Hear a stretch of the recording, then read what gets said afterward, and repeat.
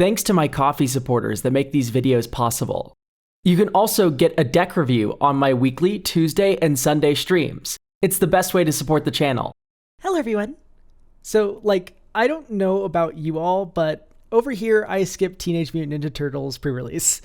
Figuring I may be an outlier, I went ahead and asked one of the people that works at my local game store here in Denver how pre-release went. Awful, he said. Positively curious, I went ahead and at a different store later in the week asked the same question. How did Teenage Mutant Ninja Turtles pre-release go? Once again, awful was the answer I was met with. Do you know what isn't awful though? Void Monster!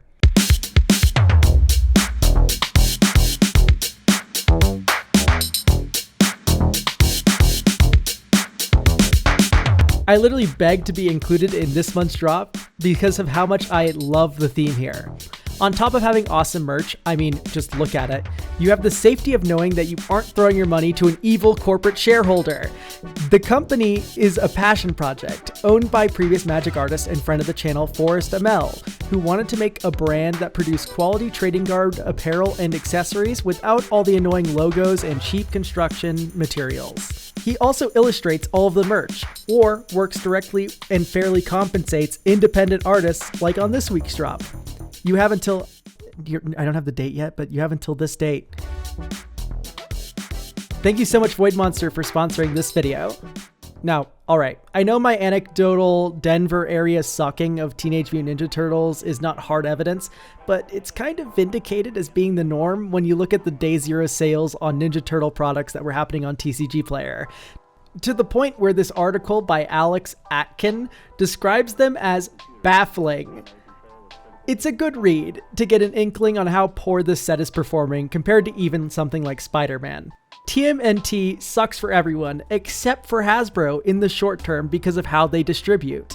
As someone who worked in a game store and also is friends with a few game store owners, basically game stores and retailers have to gamble on products. You buy a set amount from Hasbro through a distributor, getting a discount via the bulk pricing of buying a large quantity of products.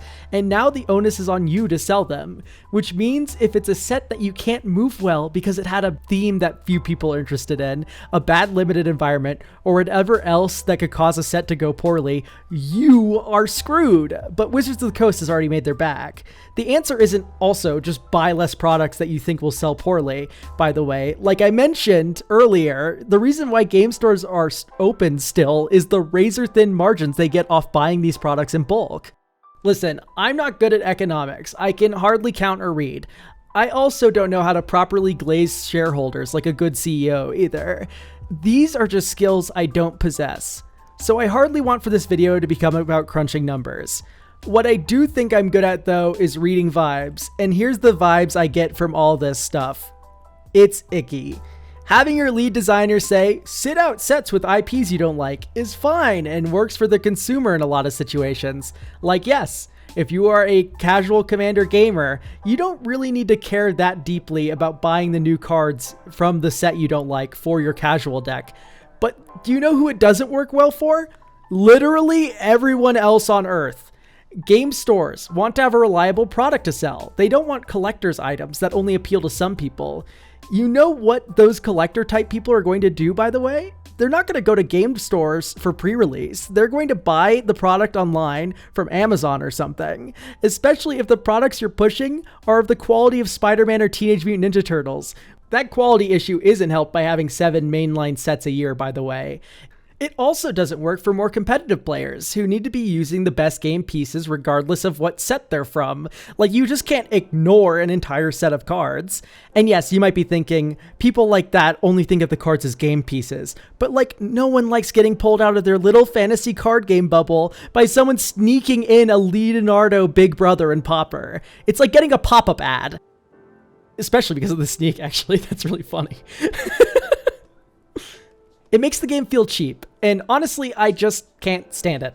The artists are also losing here. Watch this podcast by The Distraction Makers. Hi again, Forrest. Funny seeing you again. It's great, and it covers this topic perfectly. But the gist is that the way that Magic artists make a lot of their money, on top of the Wizards commission, is by selling merch and the original art piece and prints and stuff of the art they made for the card game, of which they have the license to because of it's a Wizards IP property. But this is not possible with licensed characters though. So they ask for a higher commission from Wizards, which they get, but that commission is still not enough to really pay for the loss that they would have gotten off of those sales. And guess who pays for that extra money given to the art budget? It's you, the consumer. You are paying extra for things that you didn't even ask for by participating in these sets.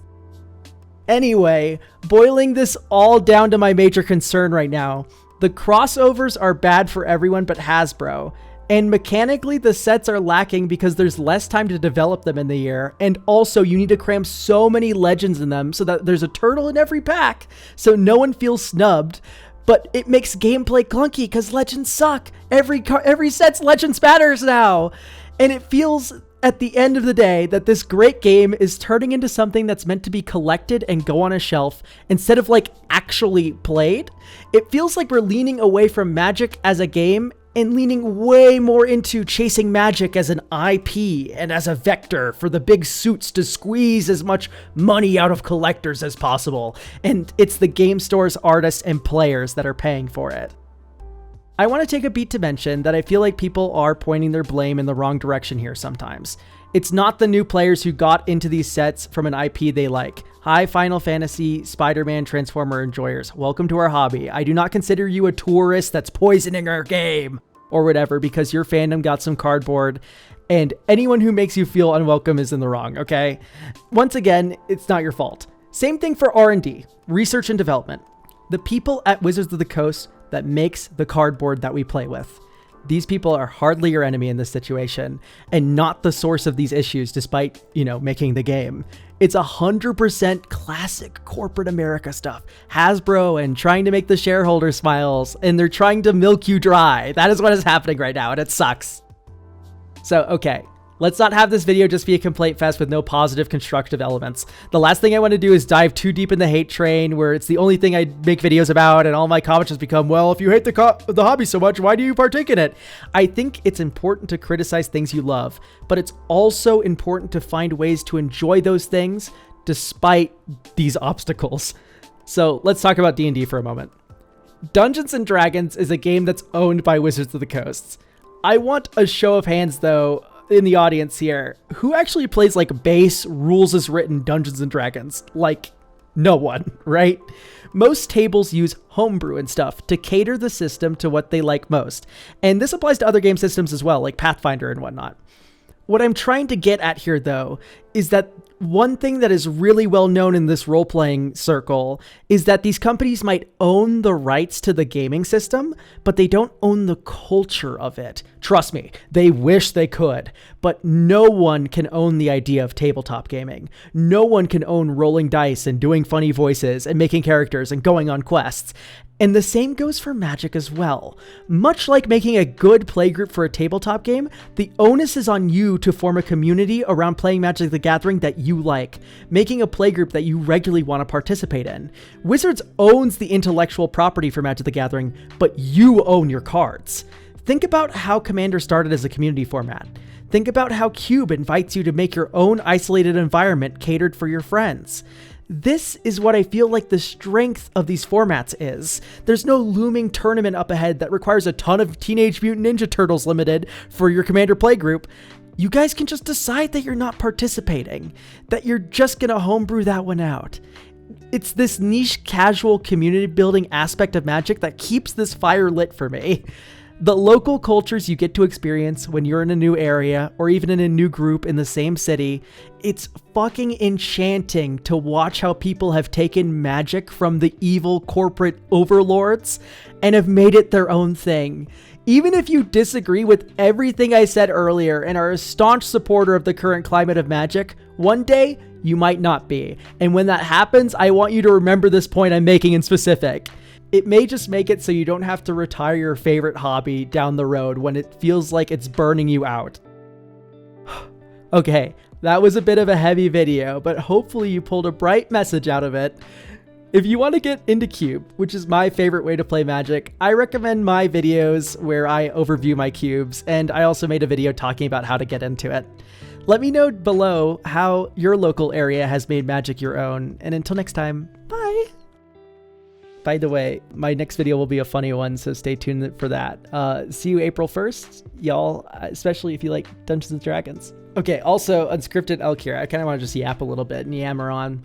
I, literally don't know if any of, the magic burnout applies to any of you over the last few years. Honestly, I don't even know if I made good points justifying why I feel this way, but legitimately, it is, just this tiring, ultra-capitalist, it feels dystopian, almost crushing in a way, right? Where it's I remembering an anecdote with my friend Jared, who loved White Weenie and Popper. And in fact, it's what inspired the Leonardo, I think it was Leonardo, right? Yeah, Leonardo Big Brother. It's what inspired that point. Basically, Jared used to have a White Weenie deck, my friend. And when Leonardo became super playable in Popper, where it was practically throwing not to play it in White Weenie, he took White Weenie apart. The deck he liked a lot. He didn't want to play with the turtle in his deck that badly. There was a really funny tweet by Ashley Bits that said, don't tell someone you hate them, whatever, tell them instead that you hope that a turtle is playable in their Popper deck. It's much more fighting or something. It was such a good tweet. And it perfectly encapsulates how I've been feeling about Magic recently, where it feels like this is turning into a product. And it sucks. It really does. I've really just not been enjoying my time, especially in Popper. 60 card is becoming, I still have Modern. I don't know. If they print a good blue-white Miracles card in a set and I have to play a fucking Iron Man Miracle in my deck, I'll probably take it apart as much as I love Terminus and all that. Gosh, I'm going really off topic. Anyway, as you can tell, I'm not really the best person to be talking about this, but it is an opinion that is held by people, and that's important to talk about. I feel a little bit. Don't feel despair, by the way. I hope this video was hopeful and not despairing and sad. I feel a lot of these drama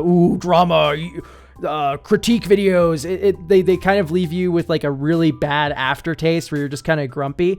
I want to help empower you and tell you that it's totally okay to talk to your play group and make your community a better place to hang out in. And Magic might be the vector for that community to hang out in, but it's up to you guys to form the culture of it, right? Yeah. Okay. Bye. For real.